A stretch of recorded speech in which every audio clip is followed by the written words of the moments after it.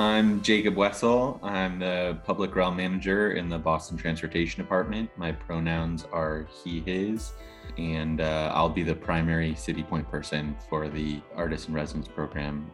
Hi, I'm Charlotte Fleetwood, she, her, and I'm a planner and project manager with BTD, the Boston Transportation Department, and I'll be supporting Jacob in the Boston Air project. My role in the Boston Transportation Department is overseeing our Public Realm program, which entails a lot of things that fall into our bucket of streets and sidewalks that are a bit more non-traditional than the mobility projects that are worked on in the city. So that's everything from parklets, seating areas in parking spaces, to our outdoor dining program, to creation of plazas and pedestrian streets. So I'm a planner and project manager with BTD. I manage various roadway construction projects, so corridor projects, some greenway connection projects, and I also oversee the Vision Zero Task Force, which is an interagency group of people with the goal of trying to eliminate fatal and severe crashes. I really love working in the transportation department because of the impact that we can have. Every day, everyone in the city is on a street or on the sidewalk.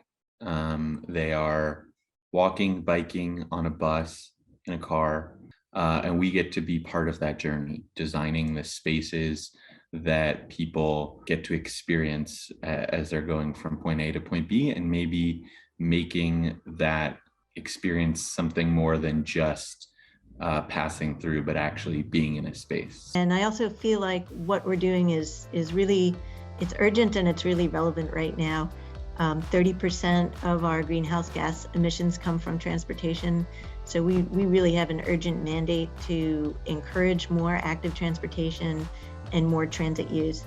When I talk to people about transportation, a lot of times the first thing that comes to mind is driving. So people think that we're all about moving cars, and that's absolutely part of the job, but seeing transportation as being all of these other things, all these other ways of getting around, I think is important. We struggle with how to talk about changing roadway design with community members that are very distrustful of city government for very valid reasons, because the city has underinvested in their neighborhoods for a long period of time, or wronged a variety of groups of people in a ton of ways. And so to figure out how to make better connections with community members as we can have conversations about what the future of their street or their neighborhood's main corridor will look like. Traffic signals are something that several people in the department spend almost all of their time thinking about, and yet I think the rest of us we kind of go through them, but we don't really focus on them.